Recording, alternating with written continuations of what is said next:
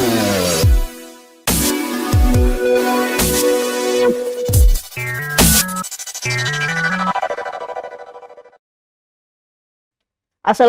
warahmatullahi wabarakatuh. Bertemu lagi di program Bitok Banjarmasin Pos, bicara apa saja bersama saya Haire, reporter Banjarmasin Pos.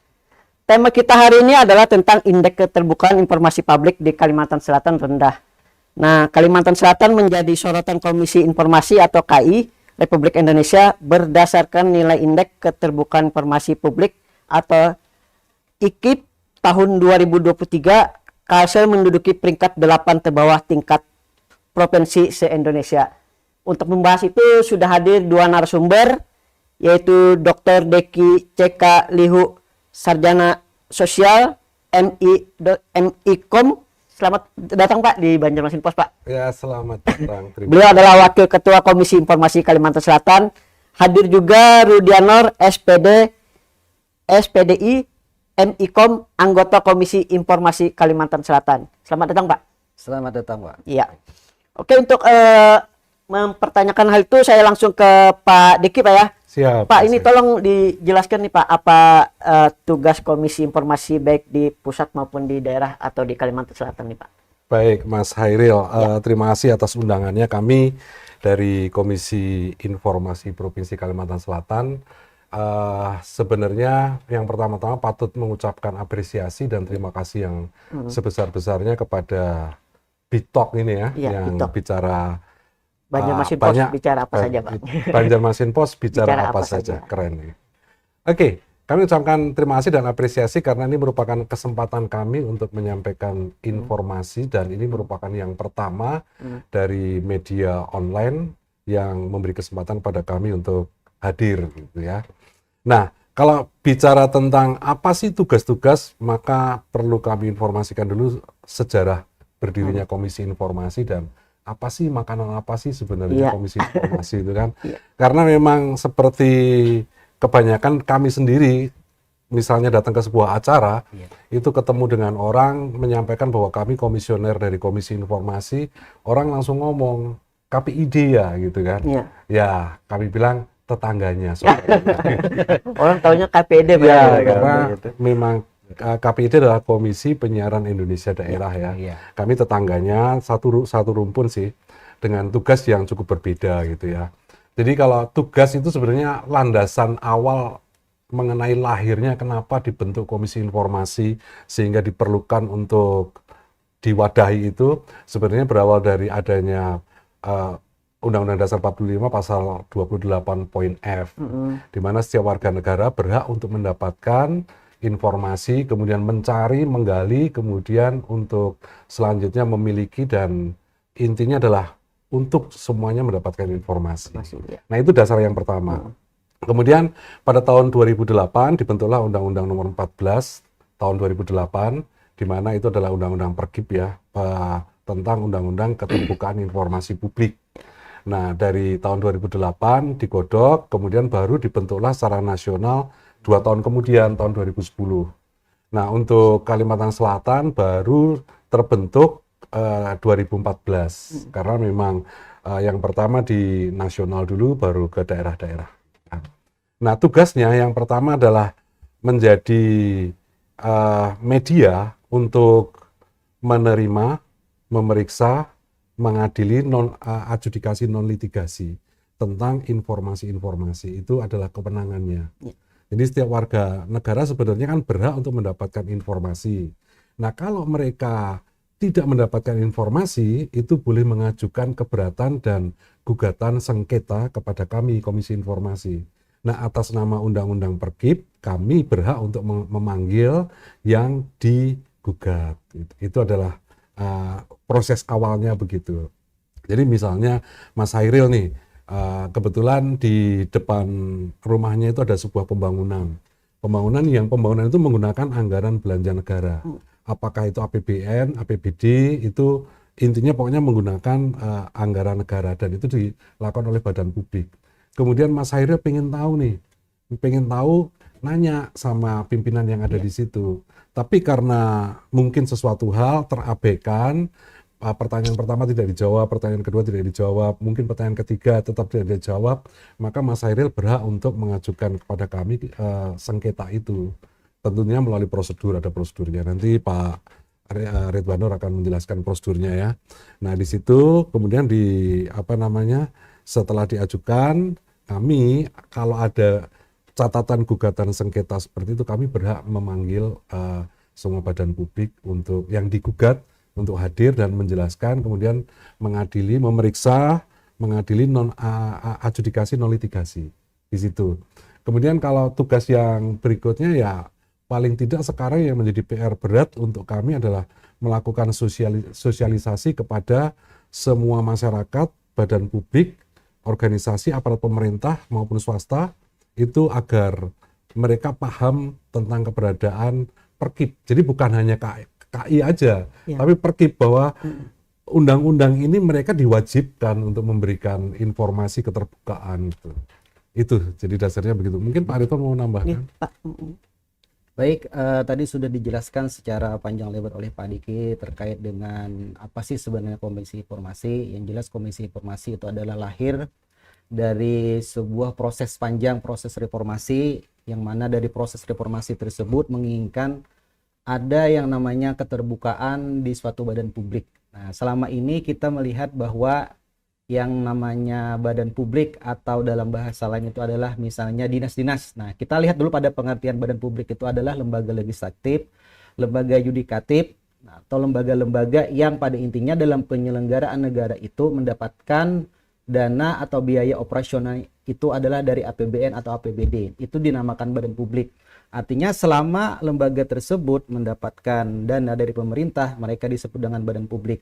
Selama ini kita tahu dan kita mungkin merasakan ada stigma-stigma bahwa yang namanya meminta informasi di badan publik itu sangat susah. Karena dulu paradigmanya adalah semua informasi itu adalah tertutup kecuali yang memang pengen dibuka. Tetapi pada hari ini paradigmanya itu sudah berubah bahwa semua informasi yang ada di badan publik itu terbuka kecuali nanti ada yang dikecualikan. Makanya disitulah lahir yang namanya Undang-Undang Keterbukaan Informasi Publik. Memang pada undang-undang tersebut memberikan satu klausal pada publik bahwa pada hari ini publik itu memiliki wewenang untuk mendapatkan informasi terkait penyelenggaraan yang ada di badan publik itu sendiri.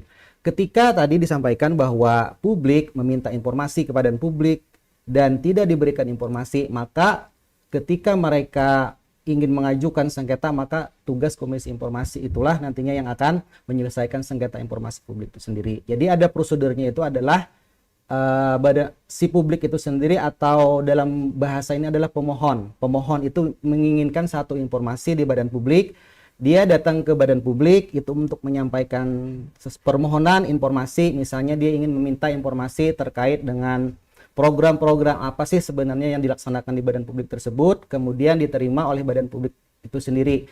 Nah, prosesnya adalah di badan publik itu sendiri memiliki waktu untuk memberikan informasi tersebut.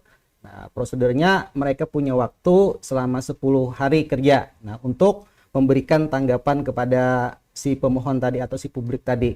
Nah, ketika 10 hari itu masih belum cukup, itu masih diberikan waktu 7 hari. Jadi ada 17 hari kerja bagi badan publik itu untuk menanggapi permohonan informasi dari masyarakat atau dari publik. Nah, setelah itu barulah nanti dikasih informasi, dikasih tanggapan oleh publik itu sendiri terkait apakah informasinya itu diberikan atau tidak diberikan. Seperti itu secara umumnya itu prosedurnya. Informasi publik yang diinginkan oleh masyarakat itu apa boleh terbuka, tertutup, atau ada kriterianya itu, Pak?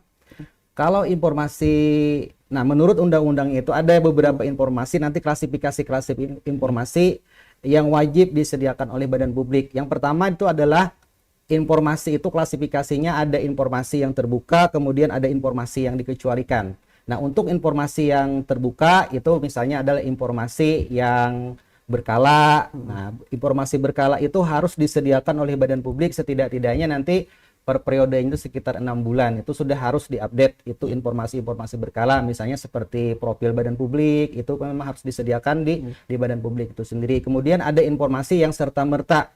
Informasi serta-merta adalah informasi yang harus disediakan sesegera mungkin, karena ini berkaitan Nanti dengan misalnya ada bencana alam itu juga harus disampaikan kepada publik. Kemudian juga ada informasi-informasi yang tersedia setiap saat. Nah, meskipun nanti informasinya itu tidak dipublish, misalnya tidak dipublish di websitenya Badan Publik, tetapi ketika ada publik, ada masyarakat, ada pemohon itu menginginkan informasi tersebut, mereka itu wajib untuk memberikan informasi. Dan juga ada, tetapi dari semuanya itu ada informasi yang dikecualikan. Informasi yang dikecualikan, ya itu adalah informasi yang tidak bisa langsung diakses, tetapi ada hal-hal yang harus dijaga karena itu berkaitan dengan misalnya nanti rahasia negara, kemudian rahasia pribadi, nah rahasia persaingan dagang dan lain sebagainya itu tidak bisa serta-merta diberikan kepada publik. Nah, itulah yang dinamakan informasi yang dikecualikan.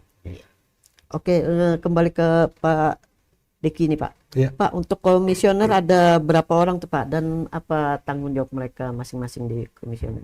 Baik, Mas Hairil, kalau kita bicara tentang komisioner itu ada perbedaan antara pusat dengan daerah ya. Daerah, ya. Kalau di daerah itu ada 5 komisioner, di pusat ada 7 komisioner. Kita bicara dulu tentang yang di daerah. Yang di daerah itu 5 itu terdiri dari ketua, wakil ketua, kemudian ada 3 bidang.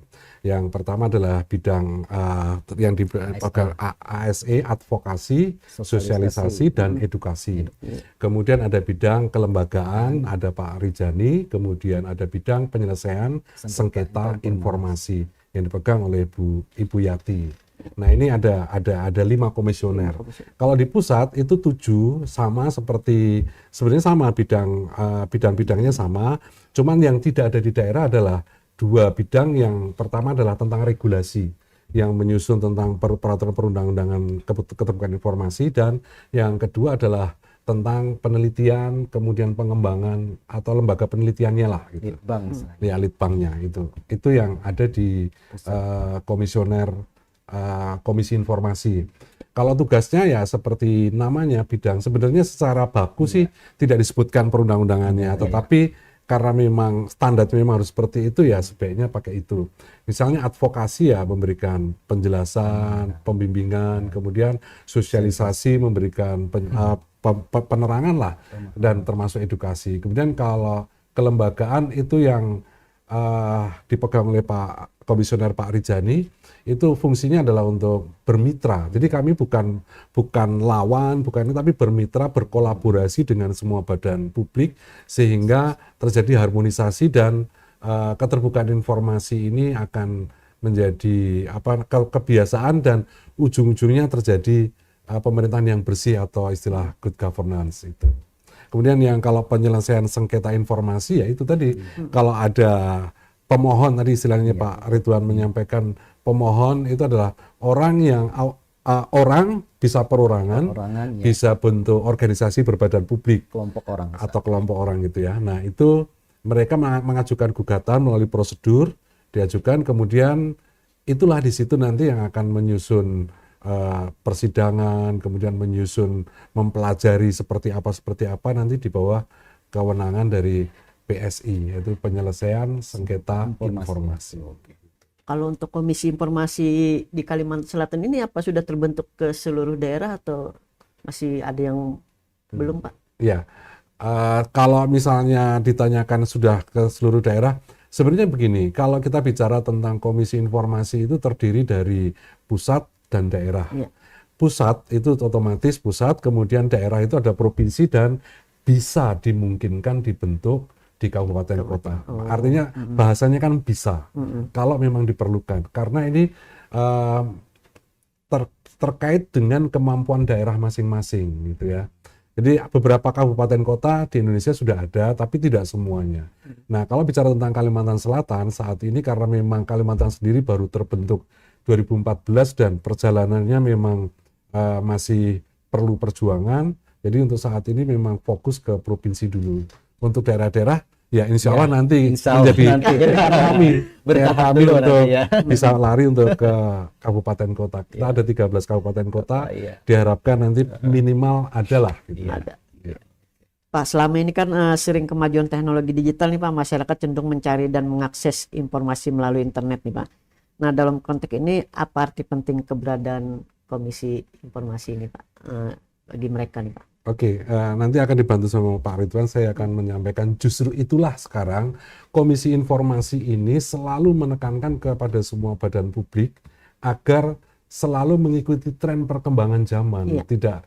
Tidak hanya apa namanya menggunakan teknik-teknik yang cara-cara yang lama, karena memang tidak bisa dipungkiri semua perkembangan terlalu cepat secara eksponensial. Yang dahulu orang punya warnet itu berjaya dan sangat heboh, sangat luar biasa. Sekarang orang ditanya ke warnet nggak gitu kan, rasanya sudah nggak mungkin karena lebih mereka pegang gadget gitu ya. Jadi teknologi itu untuk Komisi Informasi menjadi sebuah peluang untuk memudahkan kami mengakses, memberikan informasi kepada masyarakat dan badan-badan publik. Jadi intinya sih seperti itu. Iya. Pak, kalau informasi yang masuk kategori informasi publik itu ada kategorinya, Pak? Apa aja mungkin? Oke, Pak Ridwan. Informasi-informasi kategori publik sebagaimana yang sudah saya sampaikan tadi, itu ada yang namanya informasi berkala. Berkala, Informasi berkala itu harus disampaikan oleh badan publik. Setidak-tidaknya mereka update informasi itu selama kurang lebih 6 bulan. Itu informasi berkala, misalnya terkait dengan profil badan publik, misalnya saja profil-profil pimpinan yang ada di badan publik itu sendiri, kemudian misalnya berapa pegawai, itu adalah bagian dari informasi-informasi publik yang harus disampaikan kepada publik. Kemudian juga informasi-informasi serta-merta, kemudian juga adalah informasi-informasi yang tersedia setiap saat, misalnya saja informasi-informasi terkait dengan program-program apa sih sebenarnya yang sudah dilakukan atau yang direncanakan oleh suatu badan publik tersebut. Nah, sesuai dengan karakteristik bidangnya ya, misalnya itu kan kemudian pelaksanaannya kapan, kemudian selesainya kapan, misalnya itu terkait dengan pembangunan misalnya. Itu adalah sebuah informasi-informasi yang memang sebenarnya itu boleh diakses oleh publik itu sendiri. Jadi pada dasarnya semua informasi yang ada di badan publik itu adalah informasi yang sebenarnya boleh diakses oleh publik itu sendiri, oleh masyarakat itu sendiri. Akan tetapi pada hari ini literasi masyarakat terkait keterbukaan informasi itu masih kurang, sehingga akses mereka untuk mengakses informasi itu sangat-sangat kurang. Padahal sebenarnya masyarakat itu adalah berwenang untuk menjadi checks and balance terhadap pelaksanaan pekerjaan di badan publik itu sendiri. Kira seperti itu. Terus bagaimana cara dan prosedur yang benar bagi masyarakat untuk mendapatkan informasi? Prosedur yang bisa didapatkan masyarakat untuk mengakses informasi publik, ketika informasi publik itu informasinya itu informasi berkala, itu bisa langsung diakses di badan publik itu sendiri. Makanya tadi sesuai dengan konteks perkembangan zaman, bahwa pada hari ini sebenarnya prinsip-prinsip mendapatkan atau memperoleh informasi itu adalah prinsipnya mudah, murah, mudah diakses dan sebagainya. Makanya salah satu sarananya itu adalah melalui website. Makanya sangat diharapkan sekali badan-badan publik itu mempublish semua kegiatan-kegiatan yang ada di badan publik tersebut melalui website. Itu adalah cara masyarakat itu untuk mendapatkan informasi. Terutama nanti informasi yang memang berkala. Tetapi kalau informasi yang tersedia setiap saat, kalaupun informasinya itu tidak bisa diakses melalui media website, mereka bisa datang ke badan publik itu sendiri. Makanya di badan publik itu sendiri diwajibkan itu untuk membentuknya namanya PPID, Pejabat Pengelola Informasi dan Dokumentasi. Di bidang itulah nanti yang akan mengelola semua jenis informasi, sehingga ketika ada pemohon dari masyarakat itu memohon informasi kepada publik, mereka bisa mendatangi PPID-nya tersebut. Biasanya prosedurnya mereka bisa menyampaikan permohonan, kemudian menggunakan identitas, kalau itu perorangan misalnya dengan menggunakan KTP, kalau misalnya kelompok orang bisa dikuasakan kepada satu orang, kemudian juga ada badan hukum, nanti mereka juga menyampaikan identitas, kemudian mereka mengisi formulir di sana secara lengkap, kemudian informasi apa yang diminta. Jadi prosedurnya bisa lewat website, kemudian juga bisa langsung datang kepada badan publik itu sendiri.